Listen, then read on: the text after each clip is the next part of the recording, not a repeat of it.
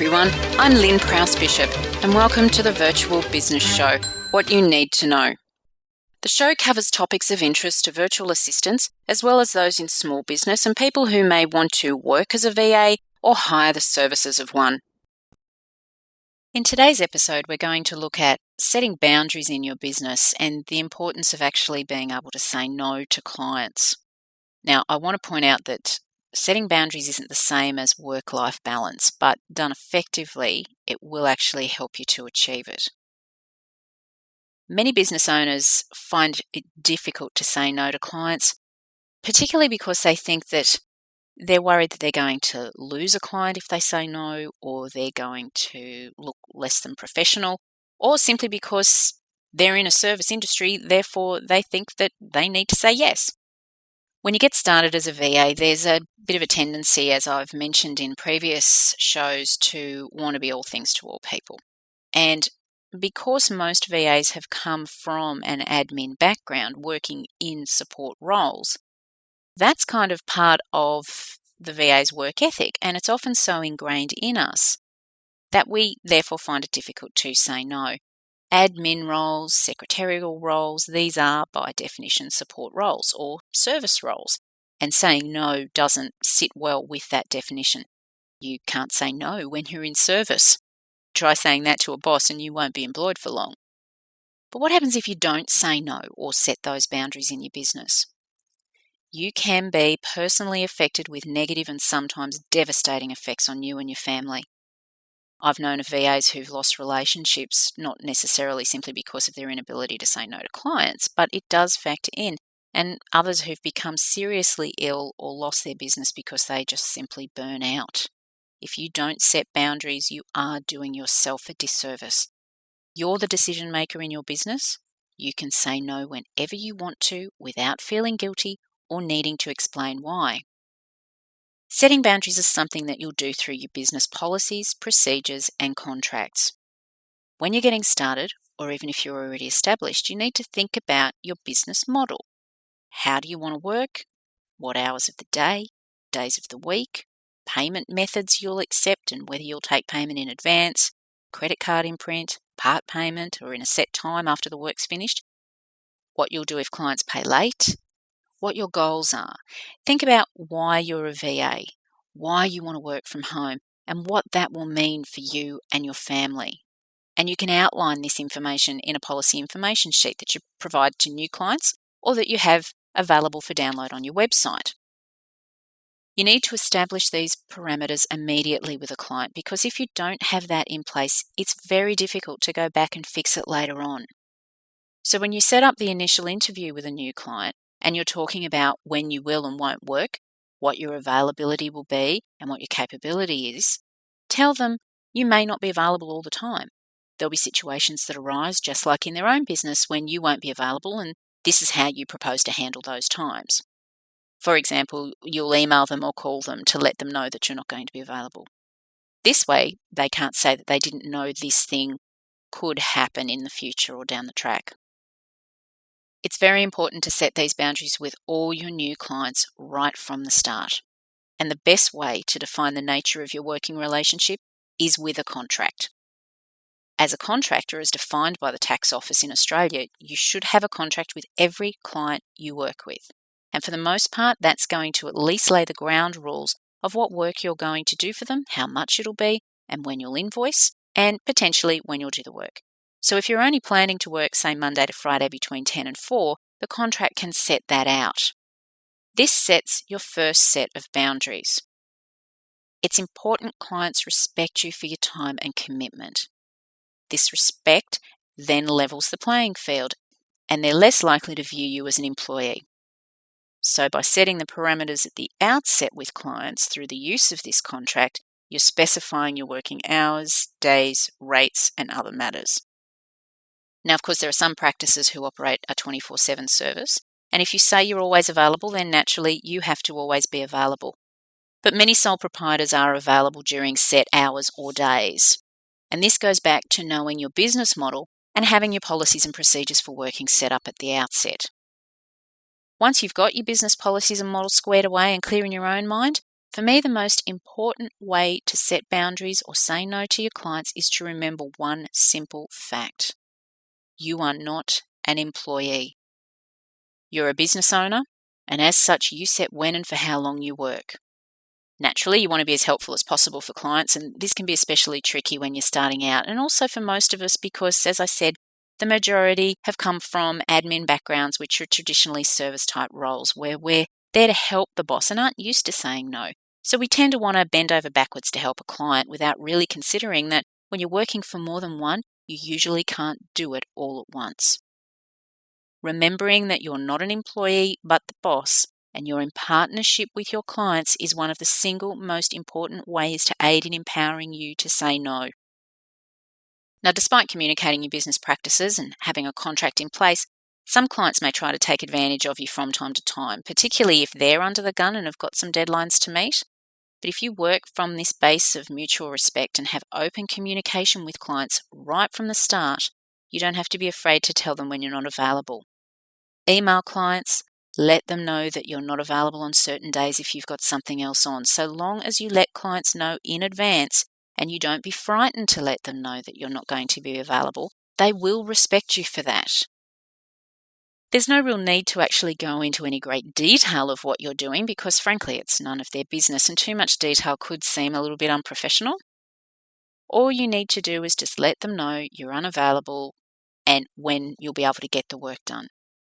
Let them know with plenty of notice. You always know when you're going to be unavailable, so give them plenty of notice, and that shows you respect them and they will respect you in turn. Use the technology that's available to you. Block the time out in your calendar when you've got something else on, whether it's business related or a personal matter. And if a client asks you to do something during that time, it is perfectly okay for you to tell them that you are not available. You won't lose clients if you say no. You don't need to explain to them why. Just tell them you've got a previous appointment and give them an alternative. Of course, if you work with a team, then you should be able to pass off the work to someone else in the team. So if it's something you won't be available for, so perhaps an emergency situation has come up, you should have a policy or procedure for that client so that someone else can step in if they absolutely need their work done. If it's someone you work with directly and you have a special relationship with them or it's a project you want to handle yourself, then you let them know when you will be available to get to the work. They will respect those boundaries that you set and know that you're not going to be available all the time, just like they're not available all the time for their clients. Of course, if you're planning time away at holiday time, you can let them know well in advance when your leave's going to be, and you can set up some contract relationships with other VAs who can provide support whilst you're away. Now, I've actually done this a few times throughout my practice, and it's worked very, very well, and the clients are grateful for the continuity of service and the fact that they haven't had to secure the alternative support themselves. Of course, if you have a major client, one of the other things you can do is take leave at the same time they do. Clients will generally take leave regularly throughout the year, and if you can fit it in at the same time as them, all the better. Now, we've all done it. I certainly have when I was starting out, and I didn't really have fixed hours. It was work when the work came in and be grateful for it. And I very quickly learned that you burn out fast when you do that kind of thing, and clients then have an expectation that you're available at all hours. Now, unless you've set yourself up as a business where you do have the staff in place and you're available 24/7, the thing is that you aren't physically going to be able to do the whole lot on your own. You do have to set some boundaries for yourself too. Now, I failed to do this in the early stages. I worked weekends, I worked till 10 p.m. I did all those things in the early stages and ended up with clients who thought that I would be available all the time. For example, non-exec directors are my niche market, and I had those clients who were working until 2 o'clock in the morning. They would send me faxes at 2 in the morning or email me at 1 a.m., another one at 3 a.m. And eventually I realized that this was not the way to go. And I said, no, I'm going to be finishing at 5. I emailed all my existing clients, put it in my newsletter that these are my working hours and I wouldn't be available on weekends or after hours unless we'd made some prior arrangements. If clients send me work after hours, say on a Friday, it doesn't get done till Monday. I may do it on a Friday or over the weekend at my discretion, and that is the key point, it is at my discretion, but they don't get the work back until Monday. Open communication is very important, and be real. Don't pretend to be something else or something that you're not. This is a surefire recipe for disaster because at some point you will be called on it. Now, most new VAs have got children. You might also be a grandparent, for example, returning to the workforce, so you might have grandchildren at home. A mistake I think that many VAs make is that they don't necessarily let clients know that they have children at home because we're kind of worried that it'll be perceived as being unprofessional. There is nothing to be ashamed of, and in fact, you'll find a lot of your clients are jealous of your situation.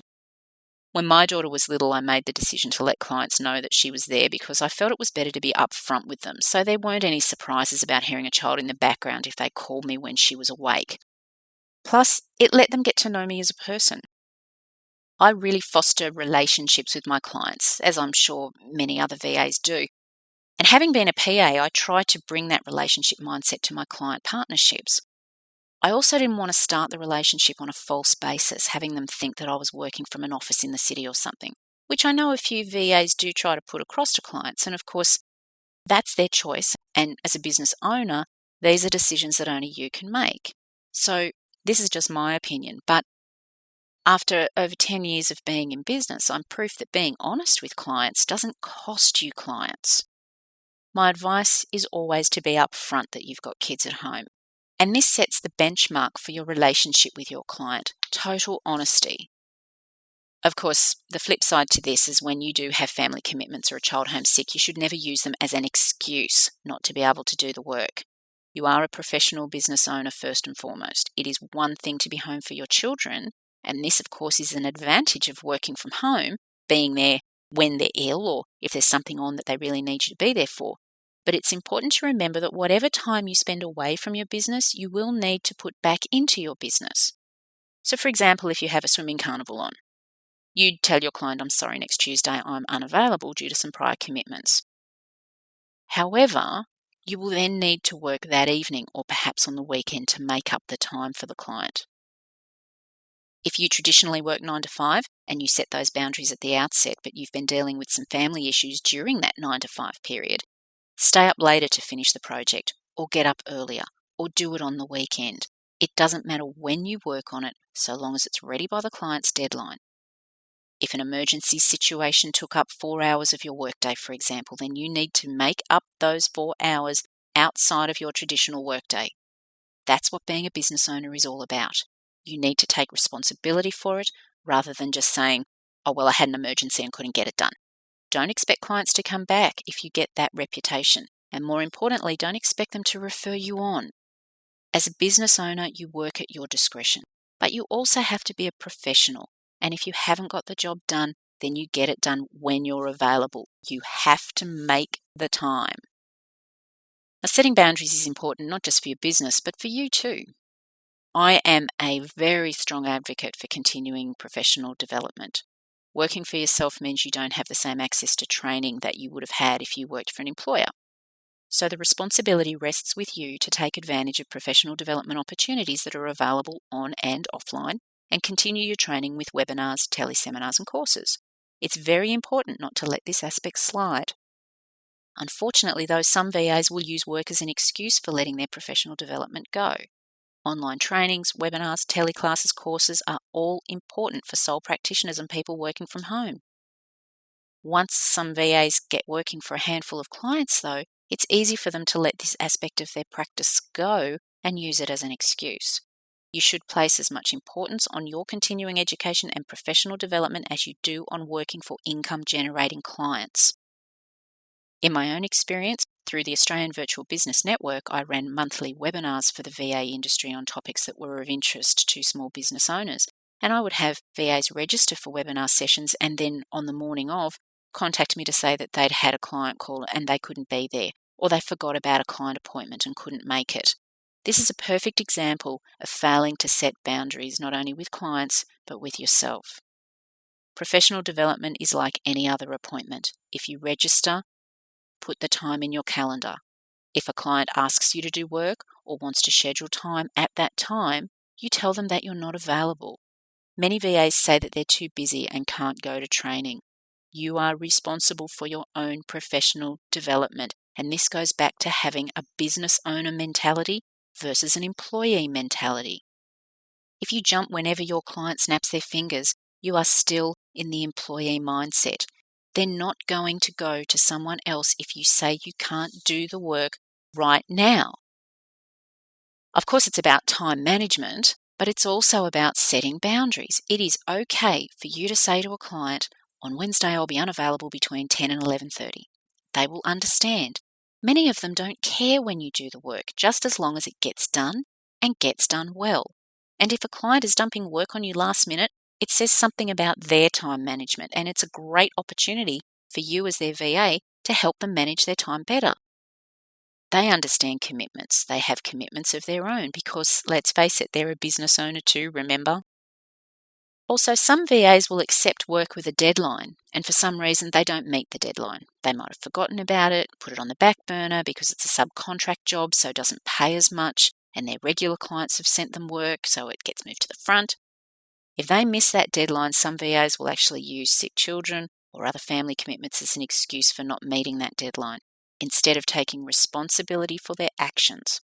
Now, they may not have liked the work, they may not have been capable of the work, they might have taken it on, forgetting about other commitments, whatever the issue might be. It not only hurts their individual reputation, but also the VA industry's reputation. It is so important that you do not take on assignments if you know something is happening in your life that may impact your ability to do it. If you can't handle it, don't take on the responsibility. If you do take it on, you've made a commitment to fulfill it, so fulfill it, or have someone you work with do so. It gives everyone a bad reputation if you can't meet the obligations you've committed to, whether this is an obligation to a client or another VA. And really, let's be honest, the sick child at home excuse isn't really an excuse in our industry. Didn't we take on this role because it allowed us to be more available to our children and still get work done without having to answer to a boss or worry about our sick or parental leave entitlements? It all goes back to being able to say no without feeling guilty and without explaining why. As long as you can get the work done, the client doesn't need to know why you're not available right now. Now, you've probably noticed some recurring themes throughout this show. Take responsibility, act like a business owner, don't have an employee mentality, have open communication with clients and don't keep them in the dark, and be professional. Now, it might sound fairly basic, but these attitudes are what makes setting boundaries easier for you. Of course, if you say no and clients become difficult or start making what you consider to be unreasonable demands of you, your business, or your time, you can terminate your relationship. Since you know all client relationships should have a contract at the outset, you'll have a clause in there that covers termination. You want to work with people you like and enjoy having as clients and who respect you, not worrying about the next time they're going to call you. All these things help set you up as a professional business owner, and they help gain clients' respect and help them understand that you are a business and not an employee or a hobbyist. And of course, all this relates not only to client work, but subcontract work and any professional development or training that you commit to.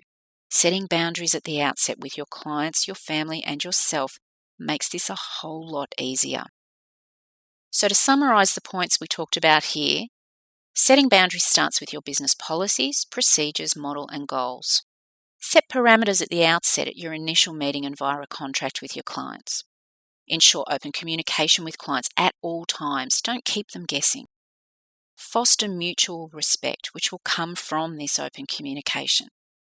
Take responsibility for your professional development and your business. And think like a business owner because you are one.